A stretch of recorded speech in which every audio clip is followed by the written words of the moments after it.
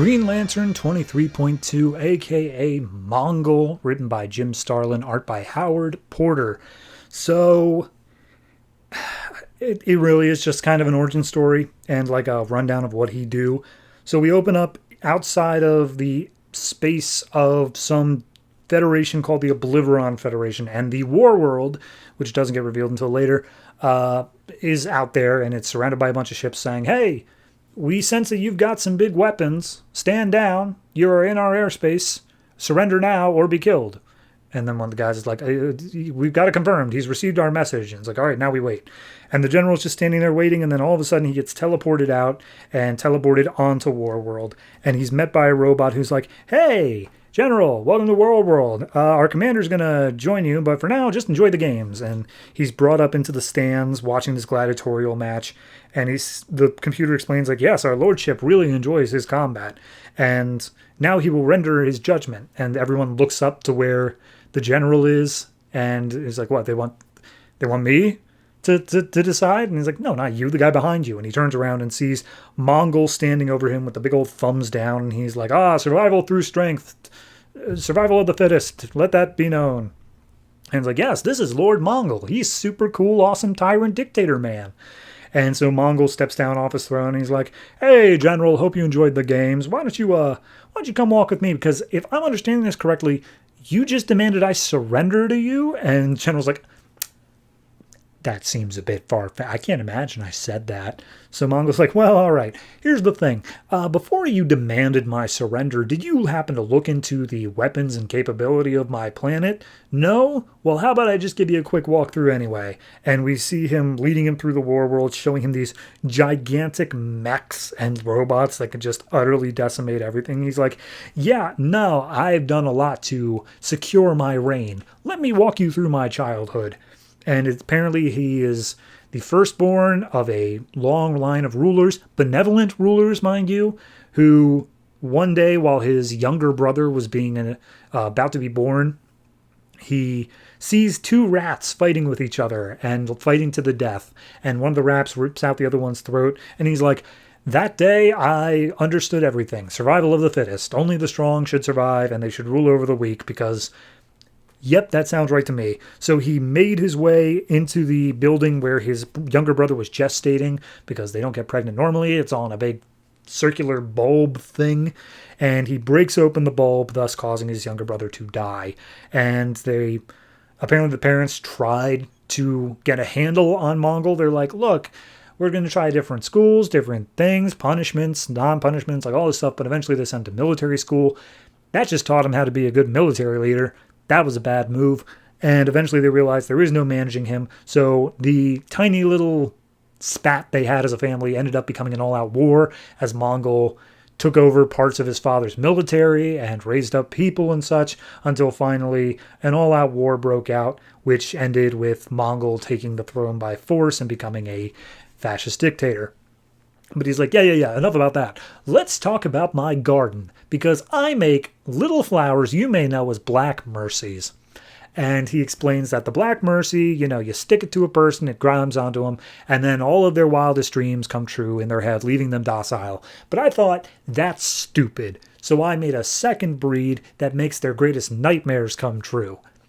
And then they just scream a lot. So I've used both of them to different measures. I don't know which one's my favorite. And also, let's talk about the biggest thing here. The thing that you really should have investigated when it came down to my weapon capabilities is the entirety of War World. See, even right now, I'm sending out ultrasonic frequencies that you can't detect that are going to overheat your ship's engines and going to cause all of them to explode. And we see them all exploding around War World. And he's like, and then what I'm going to do is I'm going to take this laser beam that I've got on War World. I'm going to zap your moon in half. And it's going to come crumbling down onto your planet in a cataclysmic event that you could not possibly fathom. So yeah. And then what I'm going to do is I'm going to go down to the planet. I'm going to send my robots. They're going to capture your people and either A, make them soldiers, B, put them in my gladiatorial pits, C, make them my janitors, or D, use them for medical parts. Because I'm not going to let any of that go to waste. And then I'm going to send my robots down once all of your people are gone, and I'm going to mine your planet into nothingness in order to fuel my war world. And only then will I leave your planet. That's what I'm gonna do. So let me ask you, why in the hell did you think you could demand my surrender? And he's like, He's like, all right, all right, all right. While you're thinking about that, let me show you my favorite room, though. My all-time favorite room. And he walks him down the hall, and he opens up a door, and he's like, this room is all the people who demanded my surrender. And we see a room that is just filled like a mile long with pikes and the heads of alien species all on them. And he's like, I think you're going to like this room. And the guy starts to run. Mongul just picks him up, tears off his head, puts it on a pike and says, welcome to the ranks.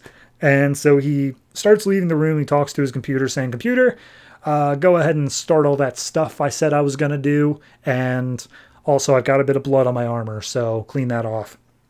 And computer's like, hey, yeah, no, cool. We're nearly done mining the planet because we're that efficient. It does take some more time. It says later. But he's like, so what do you want to do next, Mongul? And Mongul's like, I don't know. I'm kind of getting bored. All this is too easy. I need a good leader is only as good as his challenger, you know?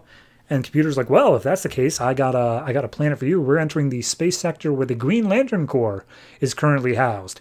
And Mongul's like, ooh, they're interesting. All right, let's deal. So that's why Mongul is a Green Lantern comic and not a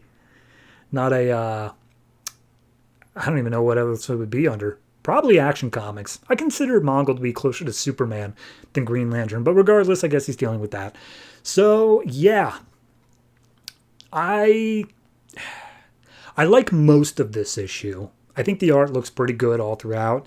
I do think it is a good story reason for him to just be expository because he knows he's going to kill this guy. So he's just walking him through all the motions and saying like, hey, here's like all this stuff that I'm going to do to your family and your people and then you.